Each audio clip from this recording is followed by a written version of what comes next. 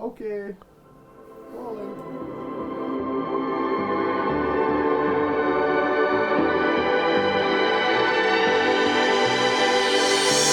Hey, I am Drew Daniel, and I'm the Soft Pink Truth. I tend to make dance music and mutated forms of pop music, and I started to do that, and then in the midst of doing it, decided to really change the palette and the approach. The new record is called Can Such Delightful Times Go On Forever?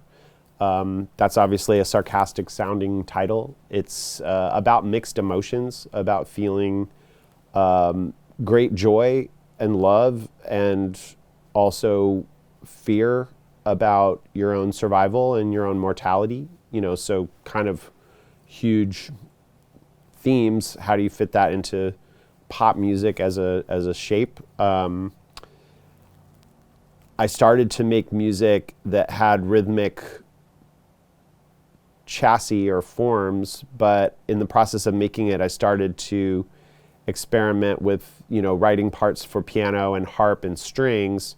And I soon felt that I didn't want to use the soft synths and emulations of those instruments, but to really have players play those parts on those instruments. And eventually what happened was a process of moving from demo recordings done with MIDI instruments to a full orchestral album. So without really intending to, I have made an orchestral record. As an example, I'm going to talk a little bit about one song, the first song on the record. It's called Mere Survival Is Not Enough. So I wrote some chords, and they're played by, MIDI instruments. Here's an example of the chords and the kind of feeling. So those are fake strings, fake pianos. I happen to have a friend, Coy Berry, who's a good pianist. I had him play a real piano on the same chords.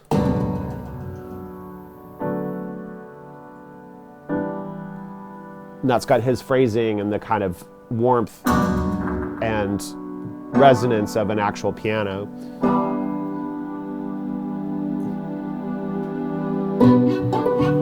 And what you're hearing right now are strings played by Ulaş Kurugulu, who is a violinist and string arranger based in Istanbul.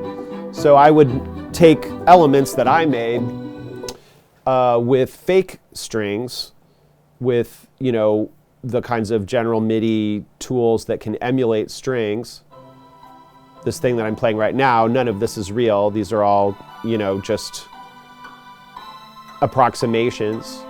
But sending that to someone who then transcribed it, made it into an arrangement, and then multi-tracked himself. So he would sit there and record one part, re-record another part, and build up 46, 49 layers of violins and 18 layers of violas and multiple layers of cellos.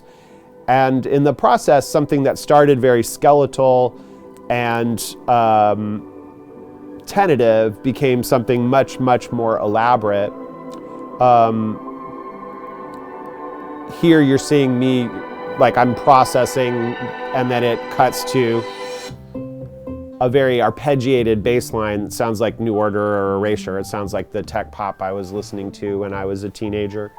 I wanted music about tension between those models, like a pop music attention span and a pop music sense of structure combating with something that is sonically more expansive and maybe in terms of dynamics flows in a different way.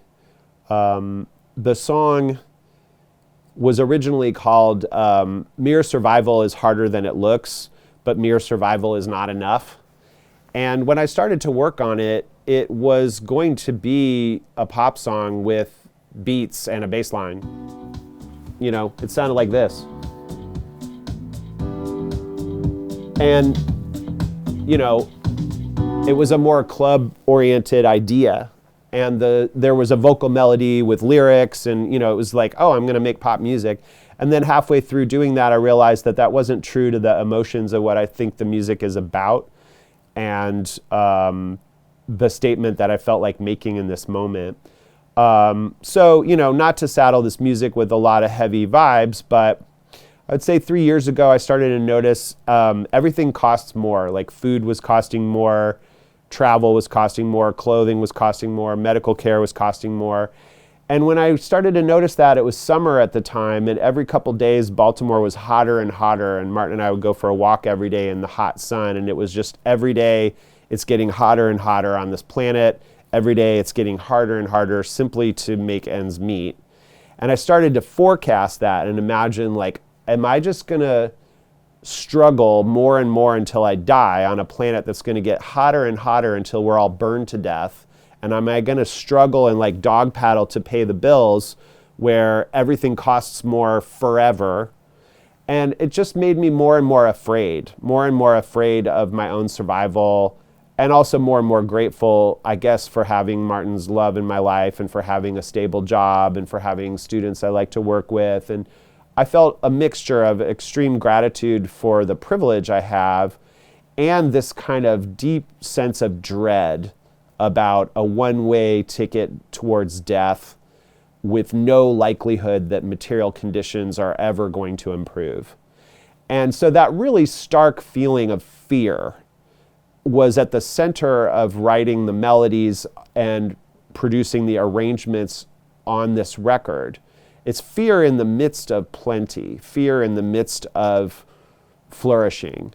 And so I wanted to make a music that emotionally is always at cross purposes, where it's very beautiful at times, but then it keeps having little panic attacks or little breakdowns or little moments of doubt, internal doubt or collapse.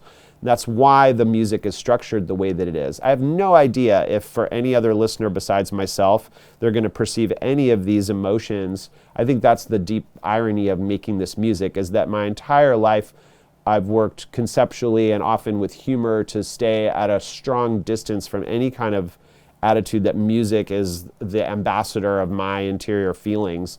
And then here I am in my mid-50s making this insanely sentimental and lavish orchestral music and trying to pack it with all these emotions that to me are extremely sincere and heartfelt, but that may not at all translate into other people's experience of what, at the end of the day, I hope is just a pleasant listen. So that's my story. Thank you for listening.